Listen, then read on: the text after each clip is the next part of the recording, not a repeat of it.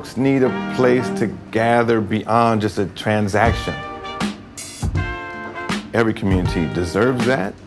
Not every community gets that. We take pride that Red Bay Coffee was able to provide. I was looking for a phrase that sort of summed up the spirit behind Red Bay Coffee. All power to the people is demanding that we each are able to sort of control our own destiny. When I married that with the phrase beautiful coffee, it's all about bringing that to the community of Oakland. Keba and I talked a lot about, how people use the space, and we want the space to be welcoming. Raquel comes from Europe. She's got the corporate background and experience, which is crucial. Keba always look at the positive things. He always pushes boundaries, and he never stops that. It was love at first sight, it really was. He still don't speak Danish. After 23 years.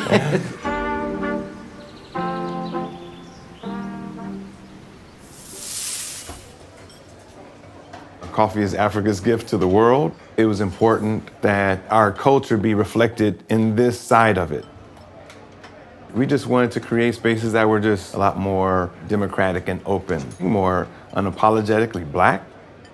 So my contribution to the cafe was the interior and also bringing some of my background and culture to the way I look at space.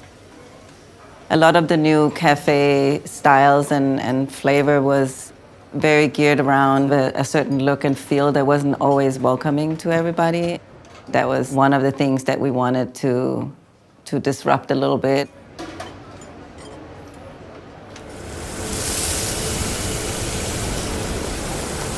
We just hit just the right temperature, and there's a lot of sound. So if you listen really closely, you can hear the coffee is sort of heavy. As it gets into the roasting process, it will dance and you'll just hear the lightness in it. Entrepreneurship, there was always sort of the promise of the potential to manifest your own vision. Coffee and art go hand in hand. I saw owning a cafe as an opportunity to showcase my artwork.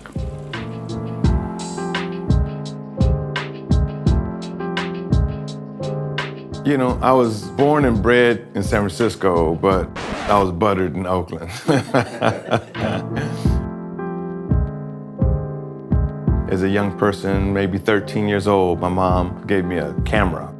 She eventually built even a dark room in our basement. I'd sneak in there. The red light was on, the jazz music was on in the background, and she would take a piece of paper and put it into this liquid, and all of a sudden you could just see this image emerge. I mean, it was magic. I think we're born as artists.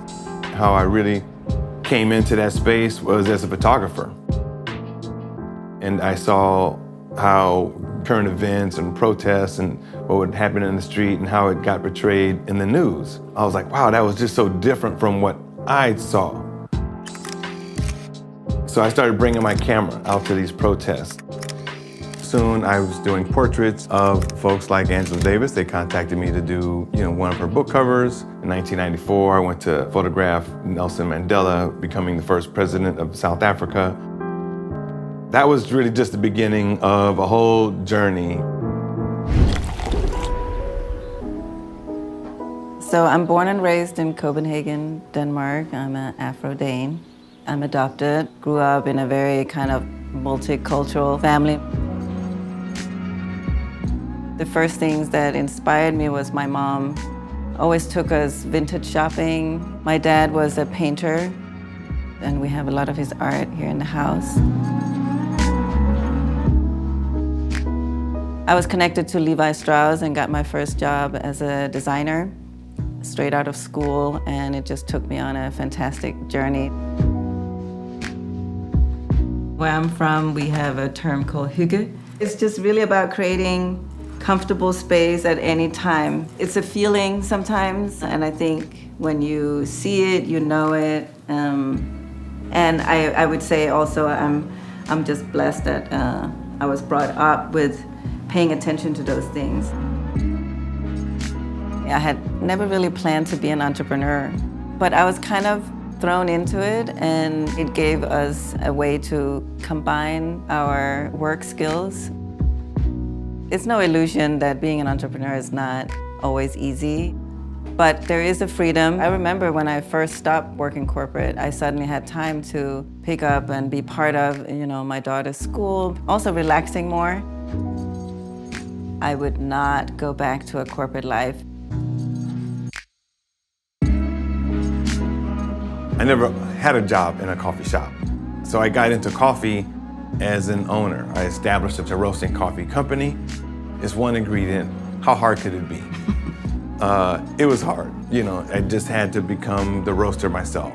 I built a little room, like a lab, to just train. And I just tried to learn what I could. It was important to the origin story that I was creating in real life. So we started looking at the single house, just turned that into a little 600 square foot kind of coffee stop to go thing, but I think that opens up opportunities. People could just sit there and order their coffee. Find a spot, and they don't have to stress to find a spot. Yeah. And as a couple that is also working together, we're approaching both relationship and work as a lifestyle. It's a 24-hour thing for us, and it doesn't bother us, waking each other up in the middle of the night about an idea or something we forgot. Except that the part that we wake each other up in the middle of the night, I don't wake her up. She wakes me up.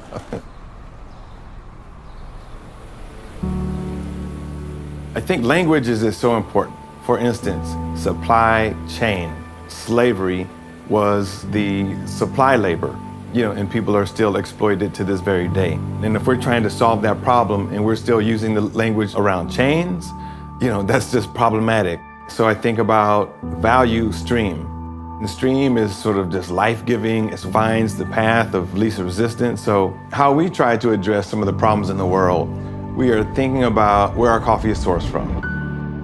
Very often we exceed some of these fair trade rates by working with farmers directly. It was really important that Red Bay Coffee is having a social impact just by operating. And we do that with intentionally building teams for folks with barriers to entry into this industry. When someone is locked up and they are released, they are obligated on many job applications to check a box. And that box, if they don't check it, then they can get fired. If they do check it, very often employers don't want to hire this person. So they're sort of forced, back into lifestyles that can put them in danger of being a repeat offender. And being in a city in Oakland, this is a huge problem. We wanted to address that. We partnered with different organizations that work with the formerly incarcerated. Jessie is one of the most dynamic people you will ever meet. So she got in trouble, she got incarcerated. When she got out, she was, let me take a break. Yeah, please. Just take a break.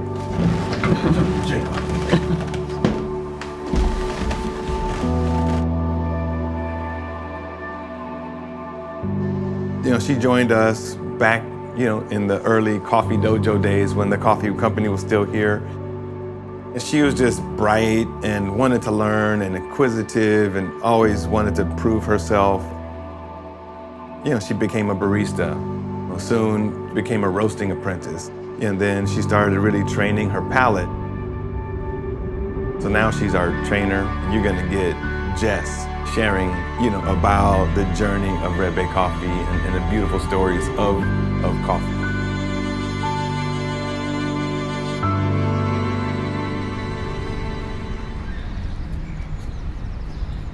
When we started Red Bay, beautiful coffee to the people, we had to check in with the Huey P. Newton Foundation, which is run by Frederica Newton. So we got the green light, and one day Frederica walked in to my store, which was, fantastic and an honor, and she came in and she said, congratulations, Red Bay Coffee can use beautiful coffee to the people.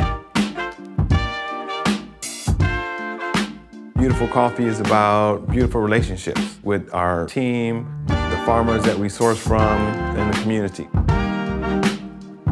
Saying that sentence every day is a constant reminder of why we're here. If you have a vision, whether it's in your art, your community, the way you approach work, you can have an impact, and there's no magic formula. You just have to be willing and courageous and make it happen. The old African proverb says, the first best time to plant a fruit tree is 10 years ago. The second best time to plant that tree is today.